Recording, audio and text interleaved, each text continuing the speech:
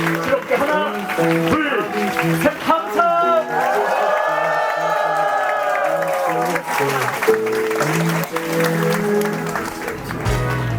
방금 보신 것처럼 저희 결혼식은 비가 왔지만 그래도 예쁘고 기억에 남게 잘 마무리가 되었습니다. 이전에 결혼을 저희도 준비를 하면서 제가 되게 지수가 결혼을 준비하는 속도를 못 따라가는 거예요. 그래서 지수도 서운한 게 많았었고 저도 많이 혼나기도 했었는데, 그래서 이제 저와 같은 과오를 또 다른 사람들이 겪지 않게 하기 위해서 지금 영상을 찍고 있습니다. 결혼을 준비하시는데 너무 막막하다 하시는 분들은 이 영상이 꼭 도움이 되실 거라 믿습니다. 그럼 지금부터 결혼 어떻게 준비하는지 영상으로 보여드리겠습니다.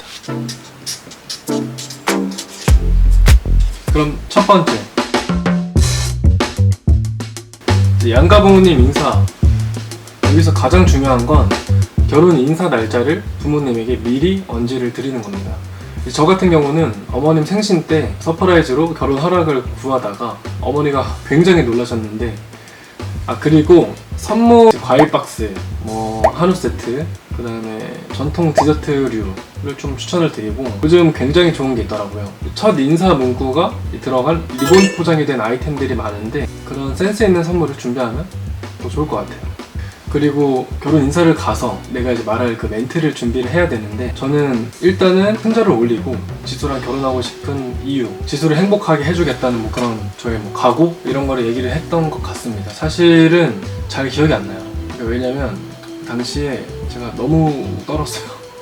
어느 정도였냐면 감전된 것처럼 볼까지 막 다 떨리는 거예요. 어떻게 내가 감히. 다음은 결혼식장입니다. 결혼식장을 예약할 때 가장 중요한 두 가지가 있습니다. 바로 언제, 그리고 어디서.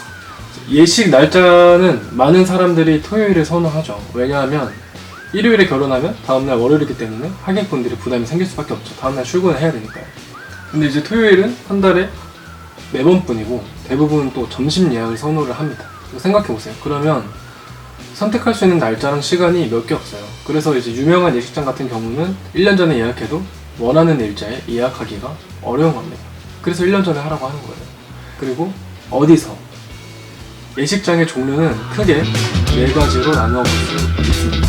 첫 번째, 컨벤션 웨딩홀. 일반적으로 많은 사람들이 찾는 보편적인 웨딩인 것 같아요. 그래서 보통 접근성이 좋은 곳에 위치를 하고 있고, 그리고 굉장히 합리적인 가격에 웨딩을 진행할 수 있습니다. 그리고 예식 준비에 필요한 부분을 웨딩홀에서 대부분 준비를 해주기 때문에 신랑 신부가 크게 신경 쓸 게 많이 없는 것 같아요. 다른 예식에 비해서는 그런 장점도 있습니다. 근데 이제 하지만 이전이랑 다음 팀의 순서가 또 있기 때문에 예식 시간이 짧아요. 그래서 굉장히 촉박하고 복잡하게 진행되는 느낌을 줄 수도 있습니다. 다음으로는 종교 예식, 그리고 채플 웨딩. 이제 교회나 성당에서 진행되는 예식을 종교 예식이라고 하죠. 제가 알고 있기로는 신자들만 종교 예식을 할 수 있다고 알고 있고, 또 저렴하게 예식을 할 수 있지만 예약하기가 굉장히 어렵다고 들었습니다. 그리고 이 예배당 특유의 우아하고 성스러운 분위기를 그대로 가져가서 만든 웨딩홀이 이 채플형 웨딩홀입니다. 예쁘고 럭셔리하고 우아함까지 모두 담은 채플형 웨딩홀은 작은 규모로 합리적인 것부터 굉장히 럭셔리한 분위기가 연출된 비싼 곳까지 개인적으로 가격대의 갭 차이가 가장 큰 웨딩홀이 아닌가 좀 생각이 됩니다. 다음은 세 번째, 하우스 웨딩. 신랑 신부가 원하는 대로 꾸미는 것이 특징인 하우스 웨딩은 저희 부부가 선택한 웨딩이에요. 틀에 박힌 예식 절차에서 좀 벗어나서 가족, 친구들이랑 자유분방하고 파티 분위기로 진행되는 것이 가장 큰 특징인 것 같고, 저와 지수의 로망이었던 야외 예식이 대표적인 예라고 할 수 있습니다. 하우스 웨딩을 진행할 경우에는 이 기후 조건이나 우천시 대비 체크해야 될 사항들이 되게 많아요. 저희 같은 경우에는 이벤트도 진행을 했었고, 그리고 이 우천 대비라는 게 예식 2주 전부터는 진짜 매일매일 1시간 단위로 계속 기상 예보를 확인했던 것 같아요. 자, 마지막 호텔 웨딩입니다. 이 품격 있는 분위기랑 고급스러운 서비스를 제공을 하고, 또 공간이 되게 넓고 복잡하지 않고 음식이 엄청 맛있습니다. 식사의 퀄리티가 높은 거죠. 근데 그만큼 대관료랑 식대가 비싸다는 단점이 있습니다. 그리고 웨딩홀은 플래너가 추천을 해줄 수 있긴 한데 계약은 뭐 신랑 신부가 단독으로 가서 진행하기 때문에 제가 생각했을 때는 플래너를 알아보기 전에 예식장을 먼저 알아보는 게 좀 일반적인 것 같아요. 결혼식 비용은 크게 대관비, 식대, 꽃값, 연주, 음향 뭐 이런 걸로 나뉘는 것 같고, 대관비랑 식대는 되도록 사전에 좀 파악을 하고 나서 방문을 하는 것을 추천을 드립니다. 플래너. 결혼 준비를 할 때 지수가 플래너 계약을 뭐 해야 된다고 해가지고 플래너가 뭔데? 하면서 그냥 무작정 따라갔던 기억이 아직 상상합니다. 이 플래너의 역할이 그래서 뭐냐? 바로 스드메 예약, 그리고 스타일리스트, 또 멘탈 관리, 그 다음에 결혼에 대한 모든 질문과 답변, Q&A. 그리고 혼자서 결혼 준비하면서 일도 해야 되니까 A부터 Z까지 다 준비하기가 너무 힘들죠. 그래서 대부분 많은 커플 분들께서 플래너 계약을 하고 있는 것 같습니다.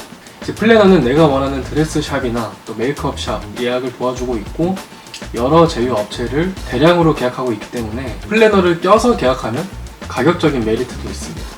저는 개인적으로는 박람회 같은 곳에서 계약하는 플래너는 별로 추천을 하지 않습니다. 왜냐면 신생 업체가 대부분이고, 또 실적을 할당받아서 무조건적인 영업을 하는 경우가 많고, 해당 신부에게 썩 어울리지 않는 것도 추천하는 경우가 있더라고요. 뭐 이거는 제 개인적인 입장이니까 처음에 아무것도 모르겠다 하시는 분들은 박람회 방문하셔가지고 쭉 둘러보는 것도 괜찮을 것 같아요.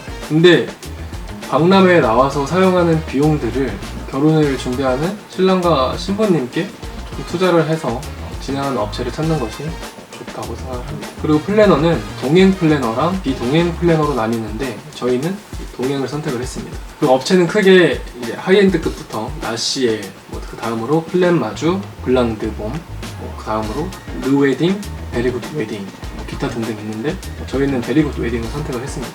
굉장히 만족을 했던 업체였고, 플래너분들이 얼마나 많은 신랑 신부님을 받겠어요. 되게 많은 경험이 있을 건데 그 경험을 토대로 드레스 투어도 하고 스튜디오 촬영도 하고 그때 이제 같이 오셔서 칭찬 되게 잘해주세요. 네, 칭찬도 엄청 잘해주시고, 또 신부한테 어울리는 딱 스타일을 조언해줄 수 있다는 게 메리트가 있었던 것 같아요. 제가 가서 칭찬을 해줘도 예쁘다, 너무 잘 어울린다. 근데 사실 신부는 그런 칭찬은 별로 듣고 싶지 않고, 어떤 드레스가 어떤 취향이기 때문에 어떻게 어울린다, 구체적으로 얘기해주는 게 좋겠죠. 그리고 다음은 비용.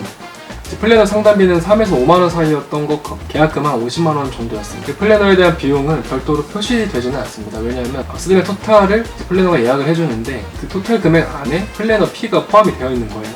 그래서 이제 만약에 내가 가성비 웨딩을 하고 싶다, 그러면 스드메를 원하는 것을 다 정해놓고 그거를 이제 플래너마다 견적을 요청을 하는 거예요. 그다음에 그 견적을 받아서 이 플래너랑 진행을 해야겠다 라고 선택하는 경우도 있습니다.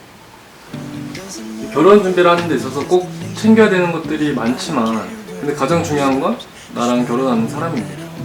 결혼을 타임라인에만 집중하게 되면 가장 중요한 나와 결혼하는 사람에 대한 관심이 떨어질 수 있죠. 상대방의 말에 귀를 기울여서 서로의 가치관에 맞는 결혼 준비를 해야 행복하지 않을까요? 그리고 굉장히 드리고 싶은 말들이 많기 때문에 이번 한 영상에서 다 말씀드리기는 좀 어렵고, 이번 결혼 영상은 여러 편으로 나눠서 구독자님들께 소개를 해드리도록 하겠습니다. 댓글 통해서 추가적으로 궁금하신 내용도 좀 남겨주시면 참고해가지고 다음 영상에 좀 반영해서 영상을 찍을 수 있도록 할게요. 그러면 오늘은 이것으로 영상을 마치겠습니다. 감사합니다.